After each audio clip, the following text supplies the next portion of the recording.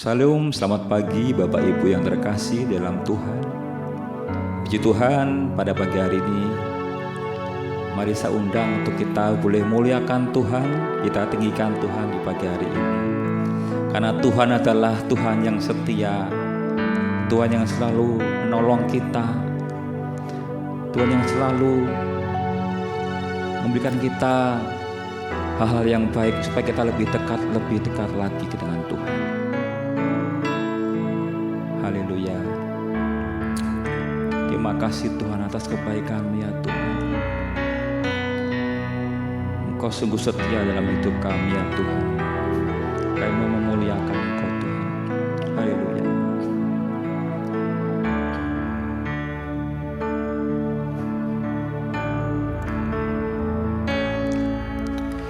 Bapa, Kau setia.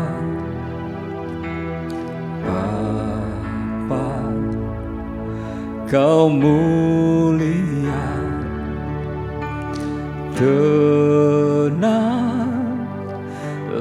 jiwaku, aman bersamamu.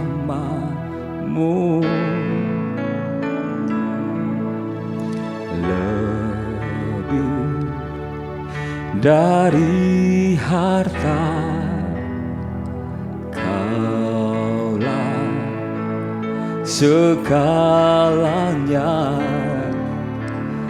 Tenanglah jiwaku dalam hadirat-Mu. Kau tunjukkan kasih setiamu, Kau menyediakan yang ku perlu. Kau setia, Kau mulia, dulu, sekarang, dan selamanya. Kau tunjukkan kasih setiamu, Kau menyediakan yang ku perlu. Kau setia,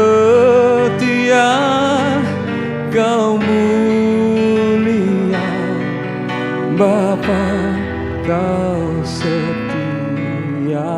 Sekali lagi kita pujikan. Haleluya.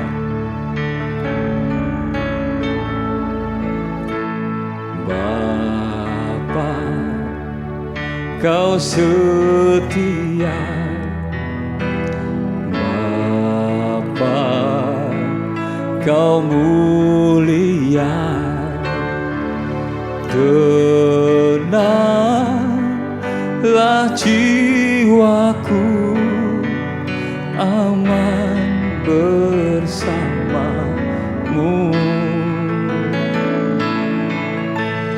Lebih dari harta, Kaulah segalanya. Tenanglah jiwaku dalam hadirat-Mu. Kau tunjukkan kasih setiamu, Kau menyediakan yang ku perlu. Kau setia, Kau mulia, dulu, sekarang, dan selamanya. Kau tunjukkan kasih setiamu, Kau menyediakan yang ku perlu. Kau setia, Kau mulia, Bapa, Kau setia.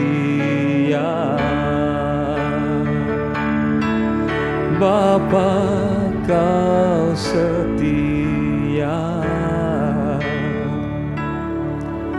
Bapa Kau setia.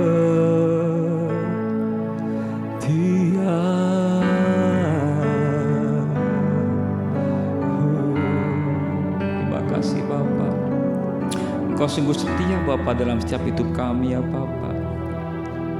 Engkau sungguh baik Bapa dalam hidup kami.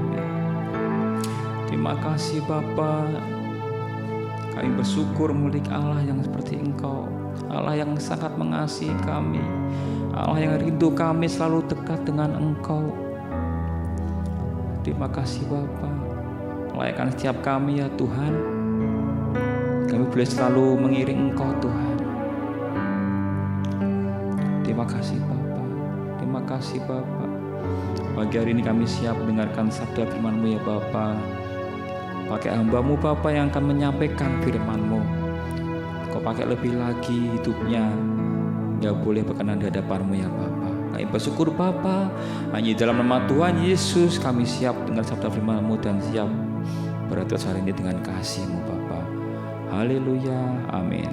Shalom, selamat pagi Bapak Ibu Saudara yang dikasihi Tuhan. Apa kabar kita pada pagi hari ini? Mari sebelum kita melakukan setiap aktivitas kita pada pagi hari ini, saya mengajak setiap kita untuk kita merenungkan akan kebenaran firman Tuhan. Ya, pada bulan ini Bapak Ibu Saudara, kita akan bersama-sama belajar dan merenungkan akan subtema kriteria mempelai Kristus. Wah, luar biasa sekali Bapak Ibu Saudara, sebuah tema yang akan membuat hati dan hidup kita akan semakin bergairah untuk kita mengikut jalan-jalan daripada Tuhan. Ya, pada pagi hari ini Bapak Ibu Saudara, apa yang sebenarnya menjadi alasan bagi setiap kita untuk kita itu menjadi pengikut dan bahkan anak-anak Tuhan Bapak Ibu Saudara? Ya, seringkali ini pertanyaan sangat mendasar bagi setiap kita Bapak Ibu Saudara.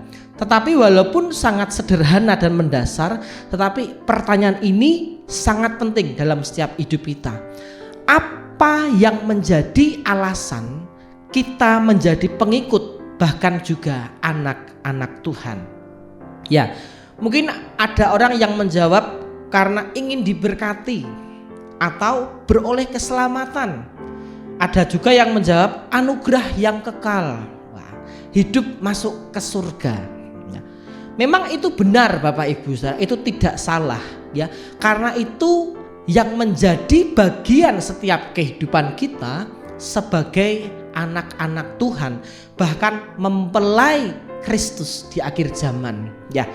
Tetapi sebenarnya Bapak Ibu Saudara, alasan utama mengapa kita menjadi pengikut Tuhan dan juga anak-anak Tuhan, alasannya adalah kita rindu untuk mengenal pribadi Kristus lebih dalam hidup kita, dan juga yang lebih penting adalah kita juga dilayakkan menjadi mempelai daripada Kristus. Nah, oleh pada itu Bapak Ibu Saudara, mari kita akan merenungkan bersama-sama di dalam 1 Tesalonika pasal yang kelima, ayat 2 sampai ayat yang kelima.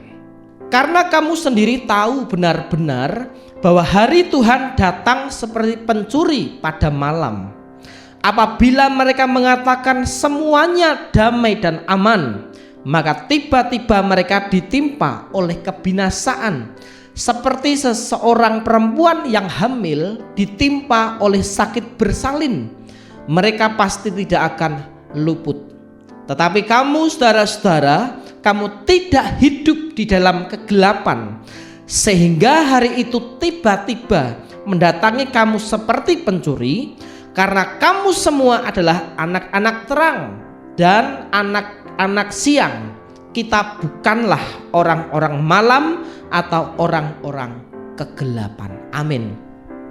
Ya, jadi dari pembacaan kita Bapak Ibu Saudara dalam 1 Tesalonika pasal yang kelima, mulai ayat yang kedua sampai ayat yang kelima ini, kita dapat belajar bagaimana kita sebagai mempelai Kristus di akhir zaman, bagaimana kita harus benar-benar mempersiapkan setiap hidup kita Bapak Ibu Saudara, untuk kita ini benar-benar dapat memenuhi kriteria, klasifikasi atau bahkan persyaratan untuk kita dapat dianggap bahkan dipilih Tuhan untuk menjadi mempelai Kristus dalam hidup kita. Ya, tentu saja Bapak Ibu Saudara, ketika orang tua ingin menikahkan anaknya Bapak Ibu Saudara, pasti setiap kita Bapak Ibu Saudara pun juga akan mempersiapkan yang terbaik bagi anak kita, ya, melalui pestanya, gaun yang dipakai, ataupun gedung yang akan dipergunakan dan lain sebagainya Bapak Ibu Saudara. Ya, begitu juga dengan setiap kehidupan kita sebagai anak-anak Tuhan, sebagai mempelai Kristus di akhir zaman ini, kita juga harus benar-benar mempersiapkan diri kita dengan sebaik-baiknya Bapak Ibu Saudara, ya. Karena dikatakan tadi Bapak Ibu Saudara, ayat yang kelima, karena kamu semua adalah anak-anak terang dan anak-anak siang. Kita bukanlah orang-orang malam atau orang-orang kegelapan. Ya, jadi ketika hari Tuhan datang di dalam dunia ini Bapak Ibu Saudara, ya, kita dikatakan ini menjadi anak-anak terang Bapak Ibu Saudara. Dengan kata lain, ketika Kristus datang kali yang kedua, setiap hidup kita harus benar-benar bersinar, bercahaya di hadapan Tuhan kita. Karena kita rindu Bapak Ibu Saudara, setiap kita pada akhirnya nanti kita rindu untuk dapat diangkat bersama-sama dengan Tuhan di awan kemuliaannya. Tetapi ingat Bapak Ibu Saudara, pagi hari ini ada kriteria yang harus kita punya dalam hidup ini supaya kita dapat menjadi mempelai Kristus yang layak di hadapannya. Jadi kalau kita ini tidak layak Bapak Ibu Saudara, ya pasti kita tidak dapat diangkat, ya. Jangankan diangkat Bapak Ibu Saudara, kita nggak akan dipilih oleh Tuhan Bapak Ibu Saudara. Tetapi pagi hari ini kita mau bersama-sama belajar, kita mau bersama-sama berlomba-lomba untuk kita mempersiapkan diri untuk menjadi mempelai Kristus. Poin yang pertama Bapak Ibu Saudara, kriteria apa yang harus kita punya dalam hidup ini untuk kita dapat layak di hadapan Tuhan? Yang pertama, kita harus menanti-nantikan kedatangannya dengan penuh kerinduan. Ya, jadi kalau seseorang itu akan menikah Bapak Ibu Saudara, baik pria ataupun wanita, pasti sebelum mereka bertemu, pasti mereka akan saling menantikan hari di mana mereka akan melangsungkan sebuah pernikahan. Begitu juga dengan setiap kehidupan kita bersama dengan Tuhan Bapak Ibu Saudara. Kita ini adalah mempelai daripada Kristus di akhir zaman. Jadi tugas kita adalah kita juga menantikan pasangan kita, yaitu Tuhan, untuk datang kali yang kedua. Karena apa Bapak Ibu Saudara? Ketika kita menantikan kedatangan kali yang kedua, Tuhan itu akan memberikan pertolongan, Tuhan akan memberikan pengharapan yang besar dalam kehidupan kita. Kita buka di dalam Yesaya pasal yang ke-40 ayat 30 sampai 31. Orang-orang muda menjadi lelah dan lesu, dan teruna-teruna jatuh tersandung. Tetapi orang-orang yang menanti-nantikan Tuhan mendapat kekuatan baru. Mereka seumpama raja wali yang naik terbang dengan kekuatan sayapnya. Mereka berlari dan tidak menjadi lesu, mereka berjalan dan tidak menjadi lelah. Luar biasa Bapak Ibu Saudara. Jadi ketika kita ini menantikan kedatangan Tuhan dengan penuh kerinduan hati kita, ya, maka dikatakan Tuhan tadi di dalam Yesaya 40 ayat yang ke-31 dikatakan, orang yang menanti-nantikan Tuhan mendapat kekuatan yang baru. Luar biasa Bapak Ibu Saudara. Jadi kita percaya Bapak Ibu Saudara, ketika nanti Tuhan datang kali yang kedua, seluruh dunia ini akan dihakimi oleh Tuhan Bapak Ibu Saudara. Tetapi kita rindu bagi setiap kita, umat-umat pilihan daripada Tuhan, kita tidak akan ikut dihakimi oleh Tuhan, tetapi kita akan bersama-sama diangkat oleh Tuhan masuk di dalam kerajaan surganya yang mulia. Jadi pagi hari ini Bapak Ibu Saudara, untuk kita menantikan kedatangan Tuhan itu kita tidak bisa main-main dengan kehidupan kita Bapak Ibu Saudara. Kita tidak bisa sembrono dalam menggunakan kehidupan kita, ya. Mungkin orang-orang dunia bisa hidup sekehendak mereka Bapak Ibu Saudara. Tetapi ingat, kita ini adalah anak-anak terang, bukan anak-anak kegelapan. Jadi terang dan gelap itu tidak bisa bersatu. Karena kita ingin dijemput oleh mempelai pria kita, yaitu Tuhan, maka kita harus menjadi anak-anak terang dalam kehidupan kita. Jadi poin pertama Bapak Ibu Saudara, kriteria apa yang harus kita miliki untuk menjadi mempelai Kristus? Yang pertama adalah nantikan kedatangannya dengan penuh kerinduan. Lalu poin yang kedua Bapak Ibu Saudara, apa yang harus kita persiapkan supaya kita ini dapat dilayakkan menjadi mempelai daripada Kristus. Yang kedua adalah kita harus berdandan seperti layaknya seorang mempelai. Luar biasa Bapak Ibu Saudara. Jadi ketika orang menikah Bapak Ibu Saudara, itu tidak bisa sak-sae make up cuma bedaan tok atau listikan tok Bapak Ibu Saudara. Enggak Bapak Ibu Saudara. Tetapi ketika seseorang itu akan menikah, baik pria ataupun wanita, mereka akan didandani dengan begitu baik, begitu sempurna, ya.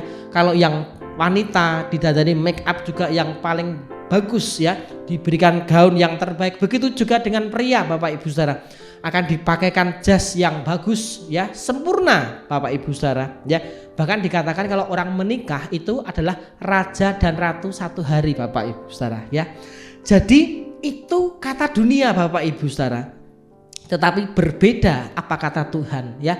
Karena apa? Ketika kita berdandan seperti layaknya seorang mempelai, ya, untuk kita menantikan Tuhan dalam hidup kita, kita akan mendapatkan sesuatu yang luar biasa dalam hidup kita.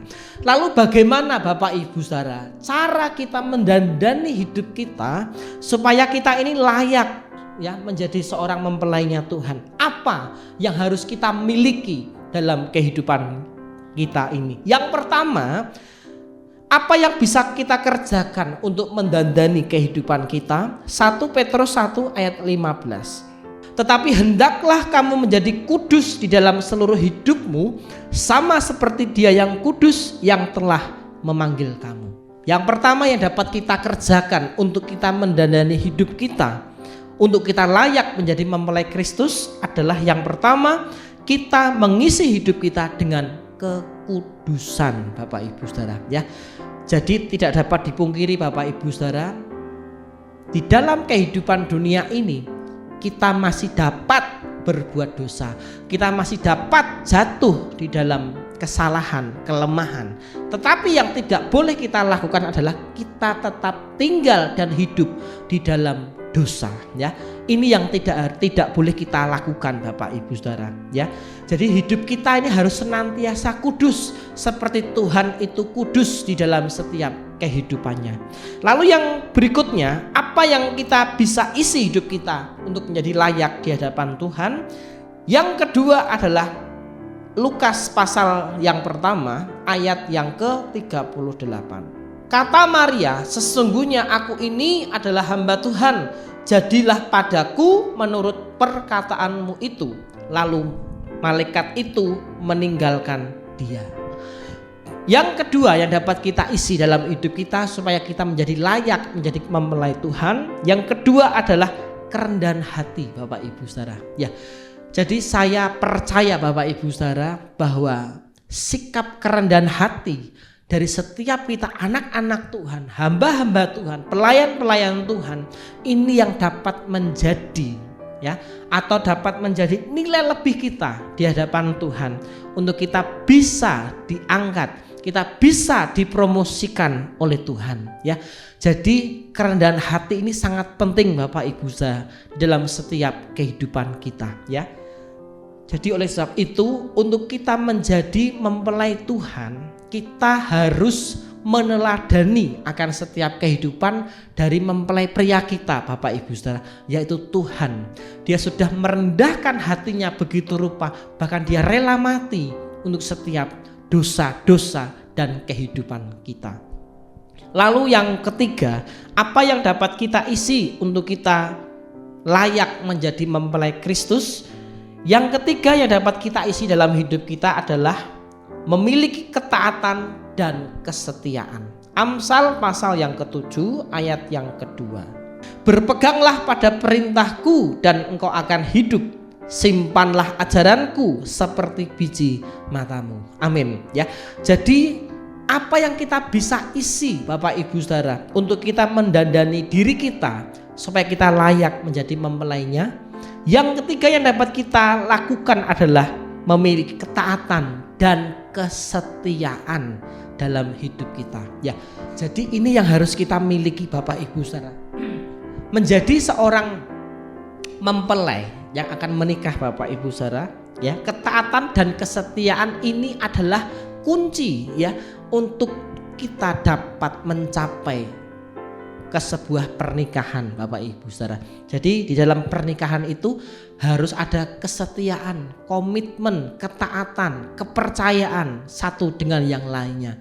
Jadi kalau kesetiaan, ketaatan, komitmen itu ada di dalam kedua mempelai, yaitu kita bersama-sama dengan Tuhan, maka saya yakin dan percaya setiap kita dapat dilayakkan Tuhan untuk kita dapat menjadi mempelai wanita daripada Tuhan.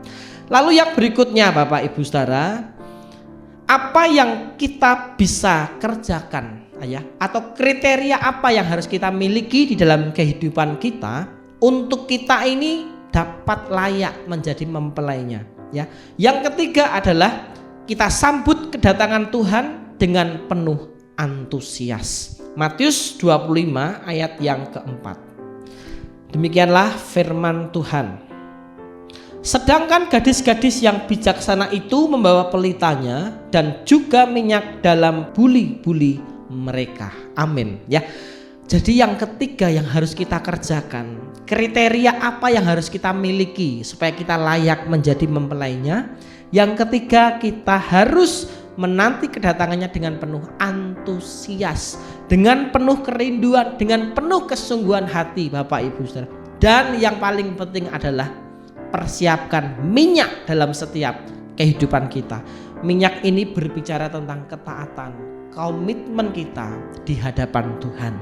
Jadi biarlah pada akhirnya nanti Bapak Ibu Saudara, di dalam Wahyu pasal yang ke-21 ayat yang ke-9, maka datanglah seorang dari ketujuh malaikat yang memegang ketujuh cawan yang penuh dengan ketujuh malapetaka terakhir itu. Lalu ia berkata, katanya, marilah ke sini, aku akan menunjukkan kepadamu pengantin perempuan mempelai anak domba. Biarlah mempelai wanita yang dimaksud Tuhan itu adalah setiap kita, Bapak Ibu, saya dan saudara, itu dapat menjadi mempelai wanita daripada Tuhan ketika kita menyambut kedatangan Tuhan dengan penuh kerinduan hati. Jadi biarlah 3 poin ini Bapak Ibu Saudara, untuk kita menjadi mempelai Kristus yang layak adalah kita menantikan kedatangan Tuhan dengan kesungguhan. Kita harus berdandan seperti layaknya seorang mempelai. Dan yang ketiga, sambut kedatangannya dengan penuh antusias. Kita yakin percaya pada kedatangan Tuhan kali yang kedua, kita akan dilayakkan untuk menjadi mempelai wanita Tuhan. Amin. Mari bersama-sama kita berdoa. Terima kasih Tuhan, kami bersyukur buat kebenaran-Mu yang sudah kami renungkan bersama pada pagi hari ini. Persiapkanlah semua akan hidup kami Tuhan, untuk kami Kau dapati layak di hadapan-Mu sampai pada hari akhirnya Tuhan, sehingga kami Kau dapati menjadi mempelai-mempelai-Mu yang layak bahkan sesuai dengan kehendak-Mu Tuhan. Terus Bapa, Kau tolong setiap hidup kami agar setiap kami dapat hidup dalam kehendak-Mu. Kami menyerahkan seluruh aktivitas hidup kami dari pagi hingga malam nanti. Biarlah tangan kuasa-Mu menolong setiap hidup kami. Dalam nama Yesus, haleluya, amin.